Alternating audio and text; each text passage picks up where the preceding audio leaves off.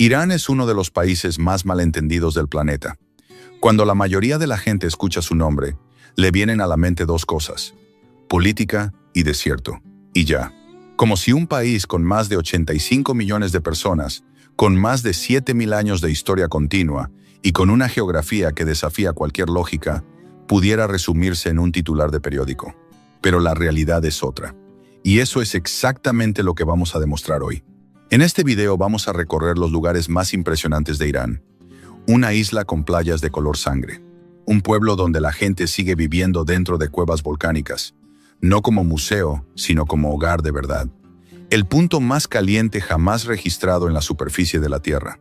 Bosques con 50 millones de años de antigüedad, más viejos que el Amazonas. Fortalezas escondidas entre niebla y selva. Ciudades que se enfrían solas sin electricidad, usando solo el viento y el ingenio humano. Pero antes de llegar a los lugares, necesitas conocer ciertos datos.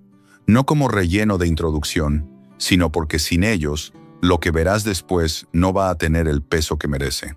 Y algunos de estos datos son tan extraños que ni siquiera la mayoría de los propios iraníes los conocen. ¿Sabías que Irán tiene 4 estaciones distintas ocurriendo al mismo tiempo? Mientras alguien esquía en un volcán de 5.600 metros, a pocos cientos de kilómetros, otra persona toma el sol en una playa del Golfo Pérsico. El mismo país, el mismo día. ¿Sabías que en el norte de Irán existe una selva tropical real? No un bosque verde con árboles bonitos. Una selva densa, húmeda, con niebla permanente y una biodiversidad tan antigua que la UNESCO la considera uno de los últimos bosques de hoja ancha que quedan en la Tierra. ¿Sabías que bajo los desiertos de Irán corre un sistema de acueductos subterráneos construidos hace más de 2.500 años que todavía hoy llevan agua potable a aldeas remotas? Sin bombas, sin tecnología moderna, solo gravedad y brillantez. Irán tiene más sitios declarados Patrimonio de la Humanidad por la UNESCO que Japón, más que Egipto, y sin embargo recibe una fracción mínima de sus turistas. La mayoría del mundo no sabe lo que hay aquí. Estás a punto de saberlo. Empecemos con algo extremo, no moderadamente sorprendente. Extremo de verdad.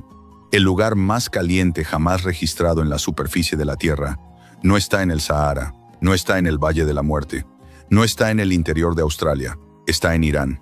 En el desierto de Lut, los satélites de la NASA midieron una temperatura de 70,7 grados centígrados en el suelo. No en el aire, en el suelo.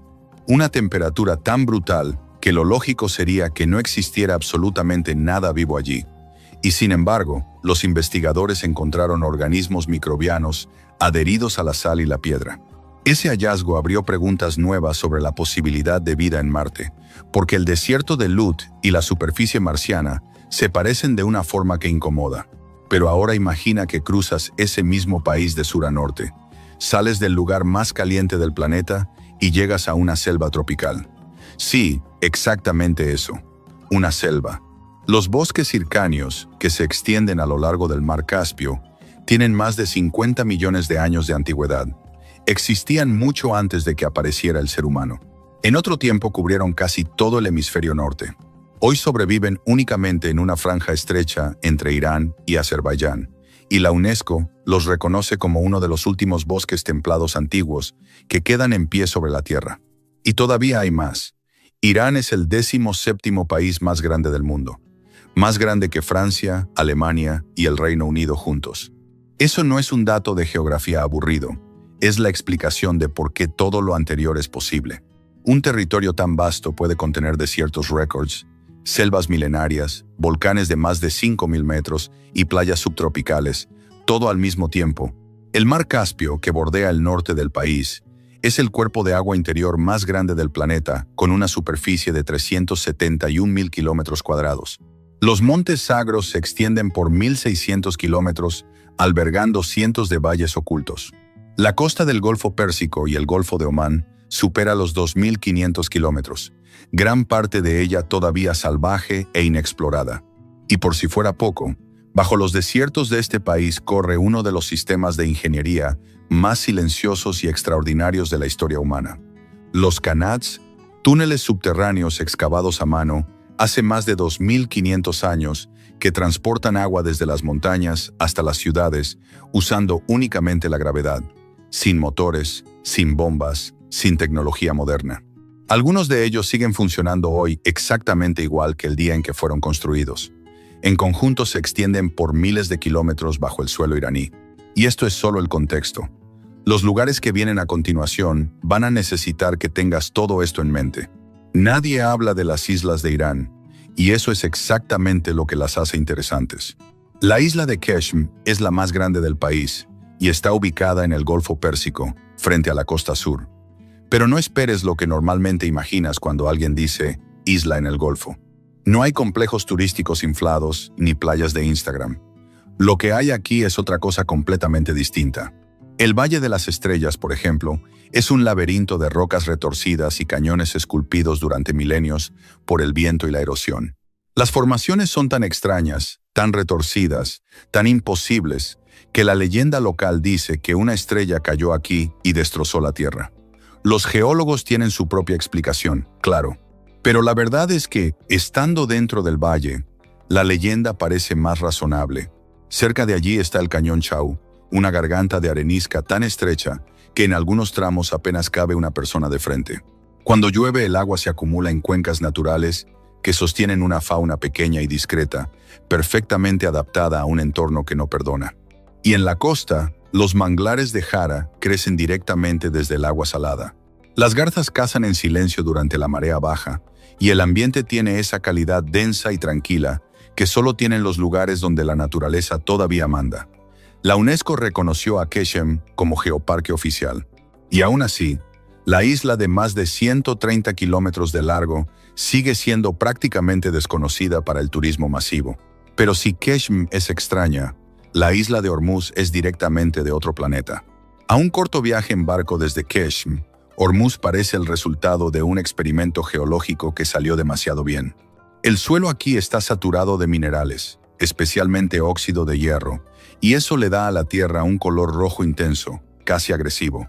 En la playa roja, las olas rompen contra arena carmesí, y el contraste con el azul del Golfo es tan violento visualmente que cuesta creer que sea real. Pero el rojo es solo el principio. Hacia el interior, las colinas cambian de color con cada curva del camino. Amarillo, naranja, blanco, morado. Todo formado por siglos de actividad volcánica y sedimentos minerales acumulados. Los geólogos la llaman la isla arcoíris, y el nombre se queda corto. Y aquí viene el detalle que nadie espera. El suelo de Hormuz es comestible.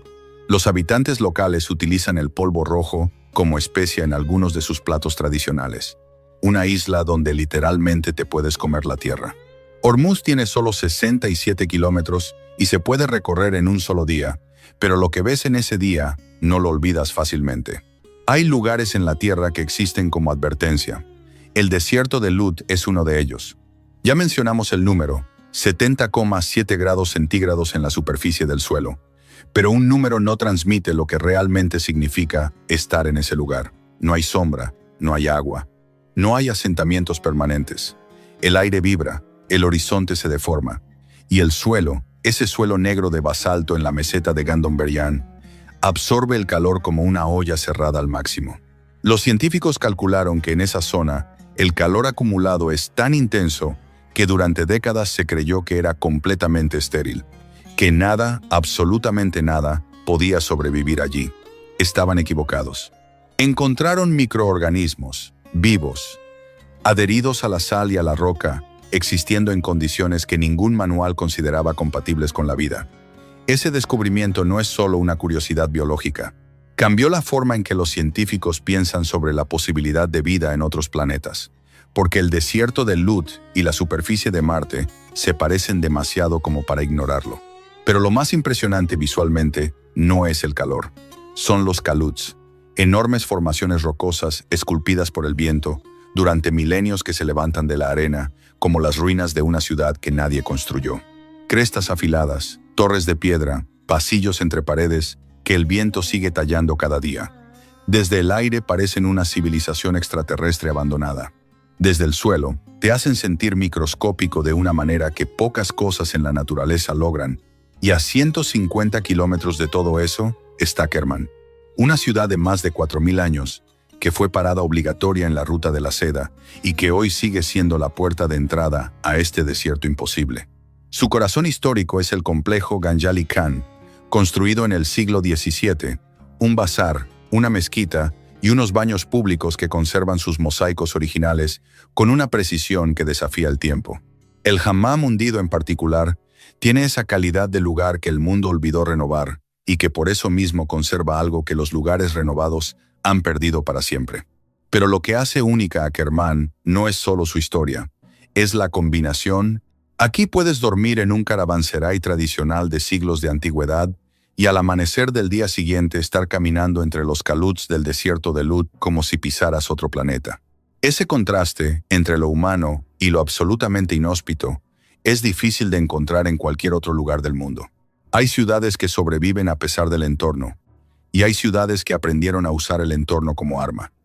Yazd es de las segundas. Ubicada en el corazón del desierto iraní, rodeada por dos de los desiertos más áridos del país, Yazd lleva habitada más de 3000 años. No sobrevivió por suerte ni por accidente. Sobrevivió porque sus habitantes desarrollaron soluciones de ingeniería tan brillantes que hoy, en pleno siglo XXI, los arquitectos del mundo entero siguen estudiándolas. La más visible son los Badgirs, torres altas, delgadas, con aberturas orientadas estratégicamente hacia los vientos dominantes. No son decorativas, son aire acondicionado. Capturan incluso la brisa más débil, la canalizan hacia el interior de las casas y la dirigen hacia habitaciones subterráneas donde el aire se enfría antes de circular por los espacios habitables. Sin electricidad, sin motor, sin ningún componente que pueda romperse o agotarse. Solo física, geometría y un conocimiento profundo del clima local acumulado durante generaciones. El resultado es que en pleno verano del desierto, el interior de estas casas se mantiene a una temperatura soportable, mientras afuera el sol calcina todo lo que toca. Pero Yazd no es solo ingeniería, es también uno de los últimos reductos del zoroastrismo, una de las religiones más antiguas del mundo. Su templo del fuego alberga una llama que, según la tradición, ha permanecido encendida de forma continua durante más de 1500 años. No es una llama simbólica ni recreada para turistas. Es la misma llama, alimentada y custodiada sin interrupción a través de conquistas, imperios, guerras y siglos de cambio. Hay algo profundamente humano en eso, en la decisión colectiva de no dejar que una luz se apague. Desde arriba, la ciudad parece una ola de cúpulas color arena que se extiende hasta donde alcanza la vista. Los callejones de adobe se entrecruzan como un laberinto orgánico que creció sin planos, siguiendo solo la lógica del sol y del viento. Y debajo de todo eso, invisible pero presente, corre el sistema de canals que lleva agua hasta la ciudad desde las montañas lejanas, usando únicamente la gravedad. Yazd no grita, no impresiona con tamaño ni con lujos, impresiona con inteligencia. Y eso, en un mundo que confunde grandiosidad con genialidad, es más raro de lo que parece. Si hubiera una ciudad en el mundo cuya alma estuviera hecha de palabras, sería Shiraz. Durante siglos fue el centro cultural más influyente del mundo islámico. No por sus ejércitos, ni por sus riquezas, por sus poetas. Hafez y Saadi nacieron aquí, y sus versos no quedaron encerrados en libros universitarios. Quedaron en la boca de la gente. Hoy sus tumbas no son monumentos fríos de mármol donde nadie va. Son lugares vivos donde la gente se sienta, recita versos en voz alta y deja poemas escritos a mano entre las flores. Eso no pasa en muchos lugares del mundo. Que una ciudad siga llorando y celebrando a sus poetas 700 años después dice algo muy específico sobre su carácter. Pero Shiraz también tiene una mezquita que lo cambia todo. La mezquita Nasir al-Mulk, conocida como la Mezquita Rosa, no parece real la primera vez que la ves. Cada mañana temprano, cuando el sol comienza a entrar a través de sus enormes vidrieras de colores, la sala de oración se convierte en algo difícil de describir con precisión. Ondas de luz roja, azul, verde y dorada cubren el suelo, las columnas y las personas que están dentro. Ninguna fotografía lo captura bien, ninguna. Porque la luz se mueve, cambia con cada minuto que pasa y tiene una textura que solo existe en ese espacio, a esa hora, con ese sol. Y luego está el santuario de Shah Cheragh. Sus paredes y techos están completamente cubiertos de pequeños azulejos de espejo, miles y miles de fragmentos que reflejan la luz en todas las direcciones al mismo tiempo. Entrar ahí es entrar dentro de una lámpara de araña. Es uno de esos lugares que te obligan a quedarte quieto un momento, sin saber muy bien por qué. Pero si Shiraz es el alma de Persia, lo que está a menos de 1 hora de la ciudad es su memoria más poderosa. Persépolis no era solo un palacio, era una declaración hecha en piedra. Construida hace más de 2500 años por Darío el Grande, fue la capital ceremonial del Imperio Aqueménida, el imperio más grande que el mundo había visto hasta entonces. La entrada todavía está custodiada por la Puerta de Todas las Naciones, flanqueada por toros de piedra de tamaño monumental. Y en las escaleras y muros que siguen en pie, hay algo que detiene a cualquiera que lo ve: los relieves.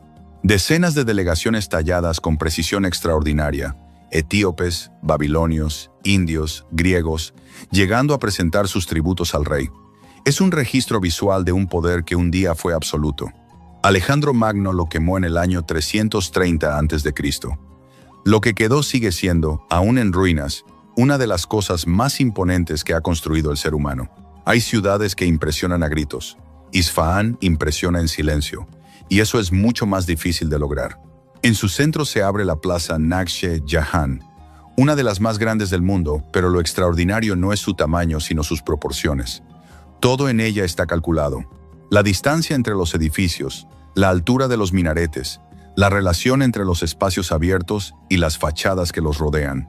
Los arquitectos modernos la estudian todavía hoy como un ejemplo de urbanismo que difícilmente se ha superado. En su época, el Shah Abbas la mandó construir para que el mundo entero entendiera de un solo vistazo lo que era Persia.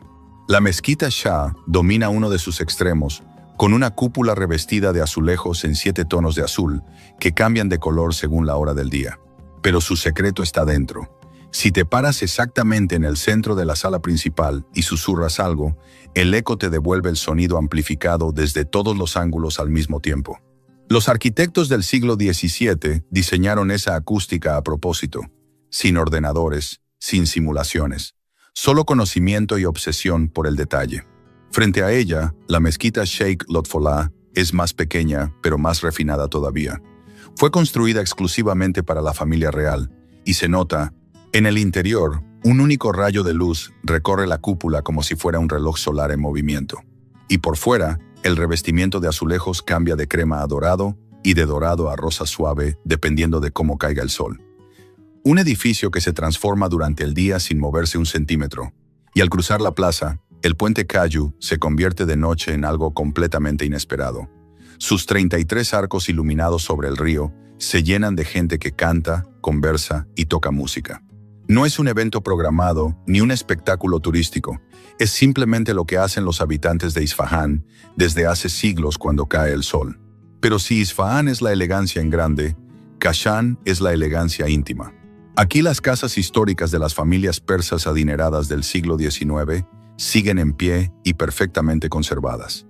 La casa Tabatabai y la casa Borujerdi no son museos fríos, son espacios donde todavía puedes sentir cómo se vivía.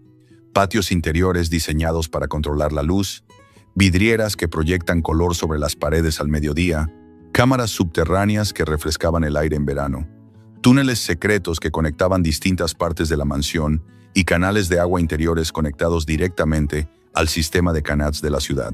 Kashan también es el lugar donde cada primavera, en el pueblo cercano de Camarán, se destila agua de rosas usando métodos que no han cambiado en cientos de años. El olor impregna el valle entero durante semanas. Teherán no te pide que la quieras. Te lanza encima sus 13 millones de personas, su tráfico imposible, su smog y su ruido, y te deja decidir si eso te parece interesante o abrumador. La mayoría de los visitantes tarda exactamente un día en descubrir que es las dos cosas al mismo tiempo. Debajo del caos hay capas. El Palacio de Golestán, por ejemplo, es un mundo aparte en el centro de la ciudad, un complejo de la era Qajar con salones cubiertos de espejos, tronos reales, patios de mosaicos y una colección de arte que registra el momento exacto en que Persia comenzó a mirarse en el espejo de Europa, sin dejar de ser completamente ella misma. Es una tensión fascinante que se ve en cada sala. Luego está el Tesoro Nacional de Joyas, un lugar que abre pocos días a la semana, con más seguridad que la mayoría de los bancos del mundo, y que alberga, entre otras cosas, un globo terráqueo fabricado enteramente con esmeraldas y rubíes. No es una metáfora, es un globo real, del tamaño de una pelota de baloncesto, cubierto de piedras preciosas. Lo mandaron a hacer porque podían. y eso también dice algo sobre lo que fue este imperio. En el exterior de la ciudad, la Torre Asadi marca la entrada con esa combinación rara de modernismo y arcos persas tradicionales que resume perfectamente la identidad dividida de Teherán. Y la Torre Milad, con sus 435 metros, domina el horizonte recordándote que esta ciudad no mira solo hacia atrás. Pero hay algo que ningún rascacielos puede competir. En un día despejado, por encima de todo el horizonte urbano, aparece él. Blanco, perfecto y real, el monte Damavand. El volcán más alto de toda Asia se eleva a 5.610 metros sobre la cordillera de Alborz y en días claros es visible desde 100 kilómetros de distancia. No parece real sobre el fondo de una ciudad moderna. Parece pintado. Pero está ahí, y lleva ahí mucho más tiempo que cualquier cosa que el ser humano haya construido a sus pies.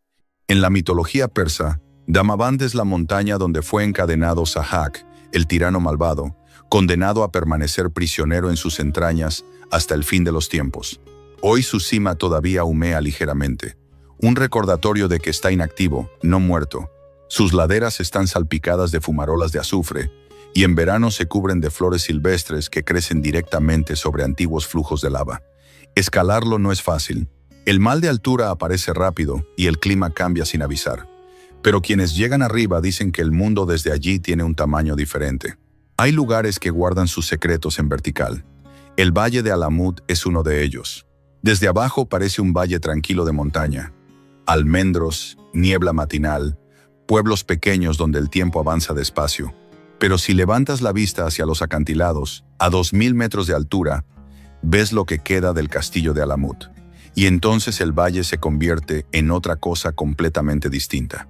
Esta fortaleza fue durante los siglos XI y XII el centro de operaciones de una de las organizaciones más temidas de la historia, los Asesinos, una secta ismaelita secreta que controlaba una red de castillos ocultos repartidos por toda la región y que sembró el pánico entre reyes y califas durante generaciones. La palabra asesino, que usamos hoy en casi todos los idiomas del mundo, viene directamente de este grupo, distorsionada a través de siglos de leyendas cruzadas y malentendidos culturales. Subir a las ruinas requiere una caminata empinada que vale cada paso. Desde arriba, el valle entero se abre debajo de ti con esa claridad extraña que solo tienen las alturas. Pero cuando desciendes y continúas hacia el norte, ocurre algo que nadie que venga de los desiertos del sur espera. El terreno cambia, los árboles se hacen más densos, el aire se vuelve húmedo, y de repente ya no estás en el Medio Oriente que el mundo imagina. Estás en algo que se parece mucho más al sudeste asiático. Las provincias de Gilan y Mazandarán, atrapadas entre la cordillera de Alborz y el mar Caspio, forman una región subtropical que parece un país completamente diferente. Arrozales en las laderas, mercados con pescado ahumado y ajo encurtido, casas construidas sobre pilotes para resistir las inundaciones, y un aire tan cargado de humedad que la ropa mojada no se seca sola. El mar Caspio se extiende ante ti con 371.000 kilómetros cuadrados de agua interior, el lago más grande del planeta, y en verano sus playas se llenan de familias iraníes que el resto del mundo nunca imagina bañándose en él. Y si te adentras en las colinas que rodean esta costa, llegas a los bosques hircáneos. 50 millones de años. Eso es lo que tienen estos árboles. Existían antes de las glaciaciones, antes de que el ser humano caminara erguido. En otro tiempo cubrieron Europa y Asia casi por completo. Hoy sobreviven únicamente aquí, en esta franja estrecha entre las montañas y el mar. La UNESCO los declaró Patrimonio de la Humanidad en 2019. Leopardos todavía vagan por sus zonas más altas. La niebla se queda pegada al suelo del bosque durante horas. Y escondido entre esos árboles, cubierto de musgo y silencio, está el castillo de Rudkan. 42 torres de vigilancia, conectadas por muros que se extienden más de 100 metros, construido en la época sasánida y ampliado durante siglos. Llegar requiere una hora de caminata entre cascadas y vegetación cerrada. Pero cuando aparece entre los árboles, parece una versión miniatura de la Gran Muralla que el bosque está intentando recuperar lentamente para sí mismo.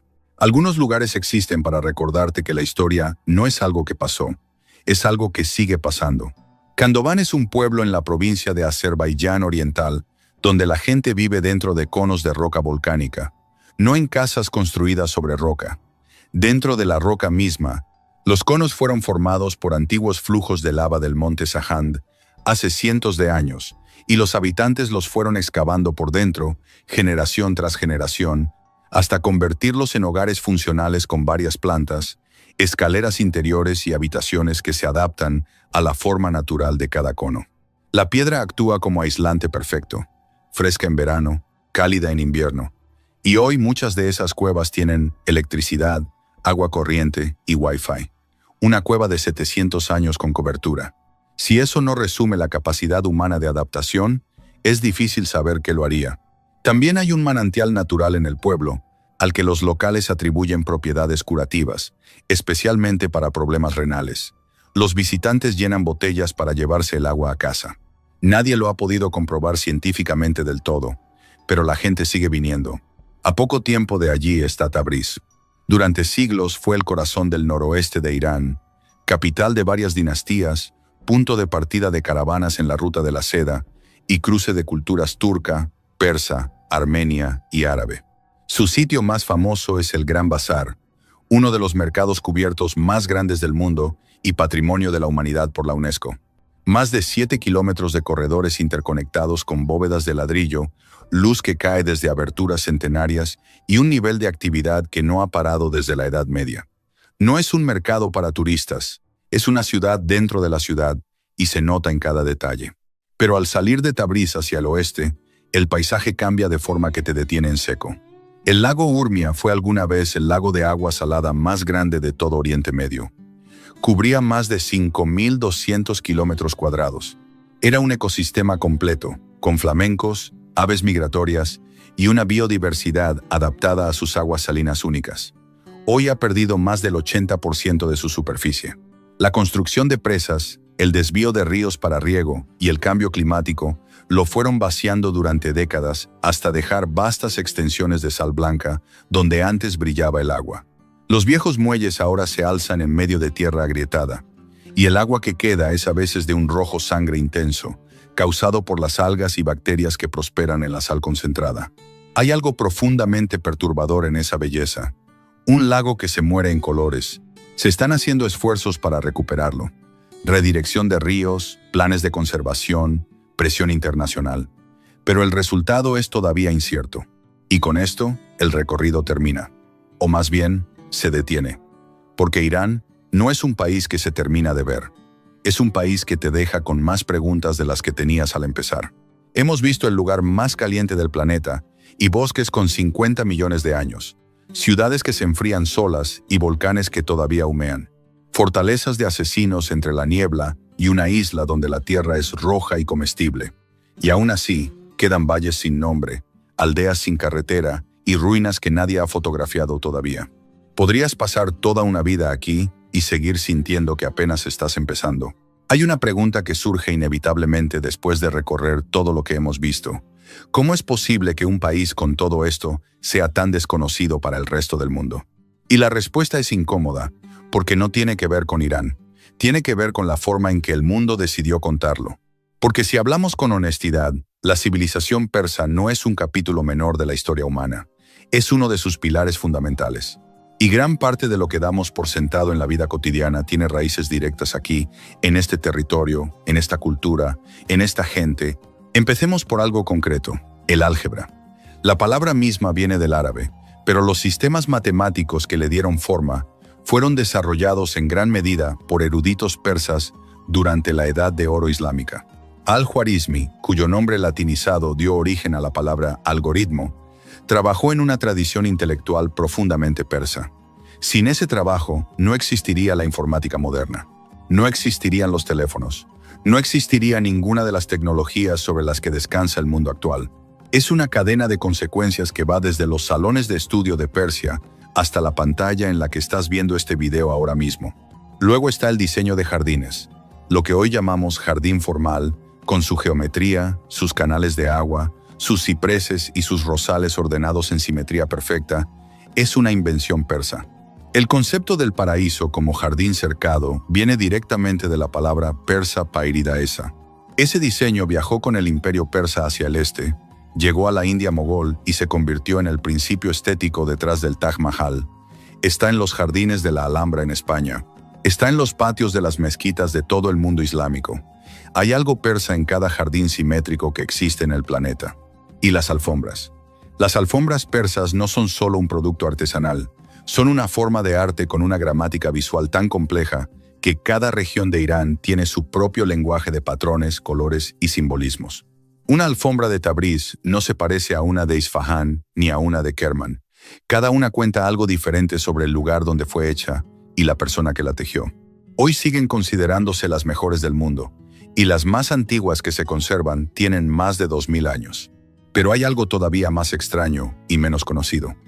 El helado, o al menos su precursor más directo, probablemente se inventó en Persia.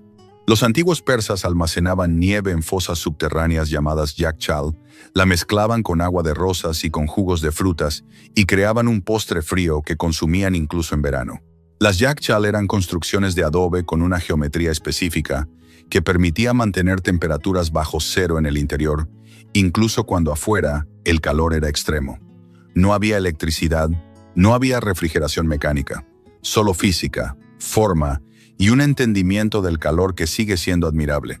Y está el sistema postal. El primer servicio de correo organizado de la historia fue creado por el Imperio Aqueménida. Una red de estaciones de relevos a caballo que cruzaba todo el imperio, desde el Mediterráneo hasta la India, capaz de entregar mensajes en días a través de miles de kilómetros. Heródoto quedó tan impresionado que escribió sobre él con asombro. Ese sistema fue el modelo sobre el que Roma construyó el suyo y sobre el que eventualmente se construyeron todos los demás. Todo esto no lo mencionamos para inflar una narrativa de orgullo nacional. Lo mencionamos porque cambia la perspectiva con la que se mira lo que hemos visto en este video. Cada edificio, cada canal de agua, cada torre de viento y cada alfombra no es solo un objeto bonito o un dato curioso. Es una expresión de una forma de pensar que lleva miles de años refinándose en este territorio y que el mundo entero heredó sin saberlo.